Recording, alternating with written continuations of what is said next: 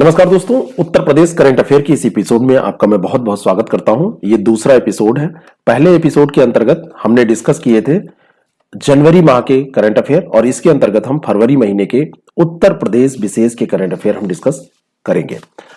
पहला प्रश्न आपके सामने है और इन प्रश्नों को अगर आप प्रैक्टिस करना चाहते हैं और अच्छे से इसको बार बार प्रैक्टिस करके तैयार करना चाहते हैं तो आप हमारी टेस्ट सीरीज प्रोग्राम से जुड़ के इसका लाभ उठा सकते हैं। इसके लिए हमारा कॉन्टेक्ट नंबर डिस्क्रिप्शन बॉक्स में दिया है, उस पर यूपीपीसीएस टीएस 2020 लिखकर भेजिए तो आपको डिटेल मिल जाएगा। पहला जो प्रश्न है वो भारत और अमेरिका सैन्य सहयोग समूह की बैठक का है। 19वां संस्करण अभी इसका आयोजित हुआ और ये उत्तर प्रदेश में आयोजित हुआ। मोस्ट इंपॉर्टेंट क्वेश्चन है, ये कहां पर आयोजित हुआ? एक तरफ यूक्रेन और रसिया का युद्ध चल रहा है और रसिया को आप जानते हैं कि सैन्य सहयोग की दृष्टि से भारत के लिए क्या महत्व रखता है।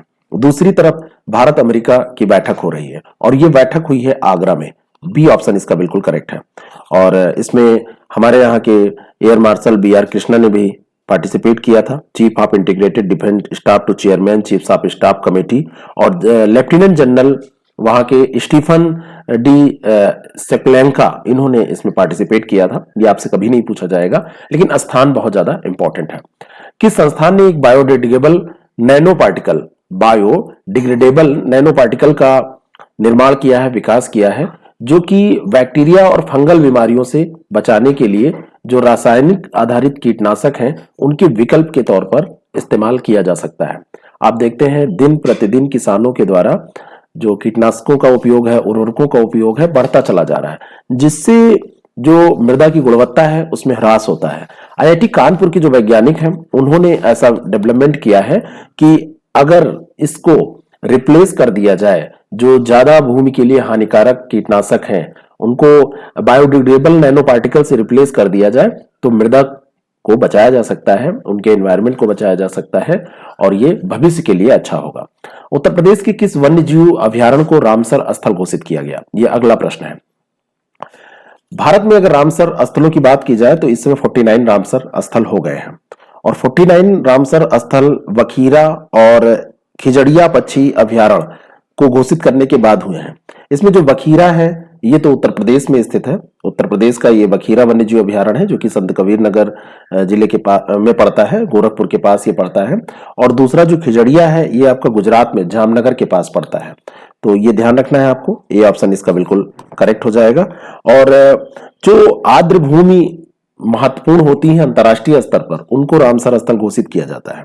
फरवरी में एक डे है जो मनाया जाता है जो इसी से रिलेटेड है, वो कौन सा दिवस है, कब मनाया जाता है, ये कमेंट करके आपको बताना है। गणतंत्र दिवस परेड 2022 की झांकी के रूप में उत्तर प्रदेश की किस झांकी को सर्वश्रेष्ठ झांकी चुना गया? तो उत्तर प्रदेश की जो झांकी थी उसका विषय क्या था, ये आपसे पूछा जा रहा है।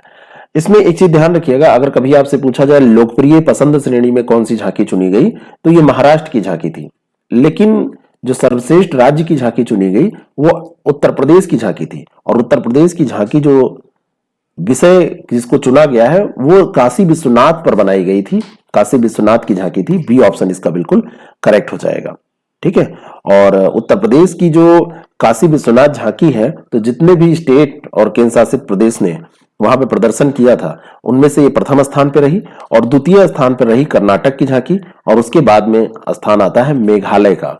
तो आपसे हाईएस्ट ही फर्स्ट ही पूछा जाएगा। आपको भी अगर कहीं पे अपना नाम करना है तो फर्स्ट ही आना पड़ेगा ना, तो फर्स्ट पे यही थी।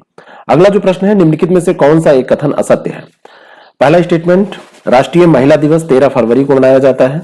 13 फरवरी भारत की कोकिला सरोजिनी नायडू की जयंती होती है। सरोजिनी नायडू अध्यक्ष के रूप में निर्वाचित होने वाली पहली महिला थी और अंतिम है कि वह उत्तर प्रदेश की पहली महिला राज्यपाल थी। तो पहली महिला राज्यपाल थी, ये सही है। 13 फरवरी को इनका बर्थडे होता है, लेकिन अध्यक्ष के रूप में निर्वाचित होने वाली पहली महिला नहीं थी, पहली महिला नहीं थी, बल्कि ये पहली भारतीय महिला थी, पहली भारतीय महिला थी, ये ध्यान रखिएगा। तो ये सी वाला स्टेटमेंट यहां पर गलत दिया हुआ है, बाकी सब सही है। एक प्रश्न है जिसका उत्तर दीजिएगा कि पहली महिला अध्यक्ष कौन थी? कांग्रेस की अध्यक्ष निर्वाचित होने वाली, यहां पे कांग्रेस भी ऐड कर लीजिए, कांग्रेस की अध्यक्ष निर्वाचित होने वाली पहली महिला कौन थी? गीता प्रेस गोरखपुर के राधेश्याम खेमका को निम्नलिखित में से किस पुरस्कार किस पुरस्कार से सम्मानित किया गया, कौन सा पुरस्कार उनको दिया गया है? और ये पुरस्कार है पद्म श्री भूषण या विभूषण, इसमें से छांटना है आपको। तो ये पद्म विभूषण 2022 पुरस्कार दिया गया है। और गीता प्रेस गोरखपुर के ये अध्यक्ष हैं और सनातन धर्म की प्रसिद्ध जो पत्रिका है कल्याण पत्रिका है ना, यही गीता प्रेस गोरखपुर से ये प्रकाशित होती है। एक बार जीएस में प्रश्न भी ये पूछा गया कहां से इसका प्रकाशन होता है, तो उसके संपादक भी हैं। धार्मिक कई प्रसिद्ध संस्थाएं हैं जिसके हिमका मेंबर हैं, सदस्य हैं, उसमें महत्वपूर्ण पदों पर हैं, तो इनको दिया गया है पद्म विभूषण। ये मोस्ट इंपॉर्टेंट क्वेश्चन है, ध्यान रखना है। केन बेतवा लिंक परियोजना से किन राज्यों को लाभ होगा? बहुत दिन से ये परियोजना अटकी पड़ी थी, लगभग 17 वर्ष से ये अटकी पड़ी परियोजना अब साकार होने जा रही है। 2022-23 का जो बजट रहा है उसमें कृषि क्षेत्र के लिए जो घोषणाएं हुई उनमें एक ये भी हुई है। और ये जो परियोजना है बहुत बड़ी परियोजना है, 44,605 करोड़ रुपए इसके लिए आवंटित किए गए हैं। और सूखा क्षेत्रों का मैनेजमेंट इसमें हो पाएगा। जैसे बुंदेलखंड एरिया, जो पूरा बुंदेलखंड एरिया है, यहाँ पे सूखे की स्थिति रहती है, ड्रॉट की स्थिति रहती है।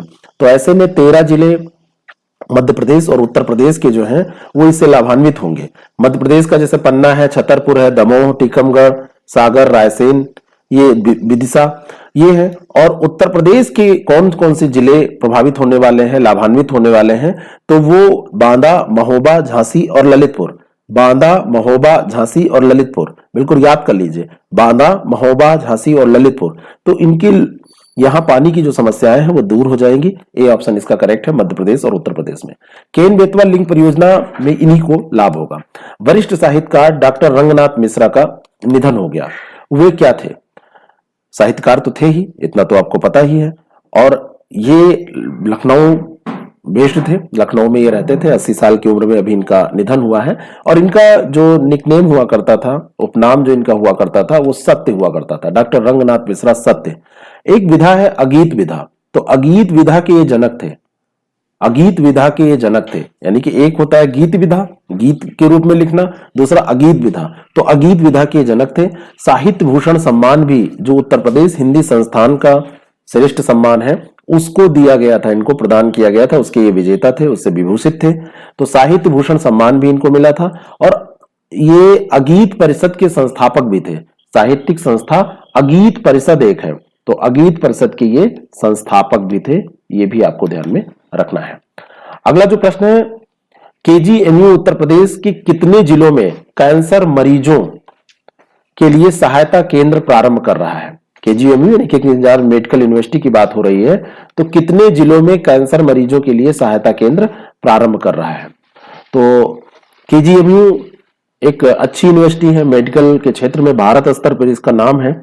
और पहले ये कॉलेज हुआ करता था, फिर यूनिवर्सिटी इसको घोषित कर दिया गया।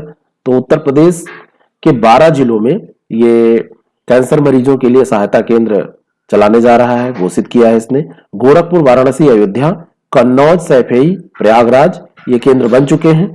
और सीतापुर, बाराबंकी, रायबरेली, गोंडा, बहराइच और प्रतापगढ़, इसमें अभी सेंटर विकसित किए जा रहे हैं। तो 12 जिले हैं जिनमें ये जिले आते हैं। संख्या आपके लिए इंपॉर्टेंट है, ये पूछा जा सकता है आपसे, जहां पर ये सेंटर विकसित कर रहा है। तो ये रहे फरवरी माह के महत्वपूर्ण करंट अफेयर के प्रश्न। और अगर आप ऐसे प्रश्नों की प्रैक्टिस करना चाहते हैं, ऐसे प्रश्नों को बार बार हल करना चाहते हैं, तो आप हमारे टेस्ट सीरीज प्रोग्राम से जुड़ सकते हैं। और इस प्रोग्राम से जुड़ने के लिए आपको आईएएस प्रेप एकेडमी ऐप को डाउनलोड करना है, वहां से भी आप इसको सब्सक्राइब कर सकते हैं। यह हमारा कॉन्टेक्ट नंबर है 6307281212। इस पर आप व्हाट्सएप करिए UPPCS TS 2022 और इसको भेज दीजिए इस व्हाट्सएप पे, आपको जानकारी मिल जाएगी और वहां से आप इसको ज्वाइन कर सकते हैं। ऐसे ही आप हमारे साथ बने रहिए। करंट अफेयर के मंथली वीडियो भी आप देख सकते हैं। जनवरी 2022 करंट अफेयर, फरवरी 2022 करंट अफेयर करके आईएएस प्रेप टैग के साथ उसको आप सर्च कर सकते हैं, आपको मिल जाएगा। प्लेलिस्ट में भी आपको मिल जाएगा। शाम को हमारा एक कार्यक्रम होता है क्विज का, जिसमें हम प्रैक्टिस करते हैं डेली 30 क्वेश्चन, 20 जीएस के एक टॉपिक से और 10 क्वेश्चन करंट अफेयर से। उसमें आप लोग आइए, लाइव सेशन होता है, जो भी क्वेरीज हैं आप पूछ सकते हैं और देख सकते हैं आपकी तैयारी कैसी है और कितनी आपकी तैयारी है, कितने क्वेश्चन गलत होते हैं, कितने क्वेश्चन आप सही कर पाते हैं। और शाम को जो ये सेशन होता है वो सेशन अगर आप रेगुलर देखते हैं तो आपके सारे पोर्शन जीएस के रिवाइज हो जाते हैं बहुत आसानी से। Thank you so much.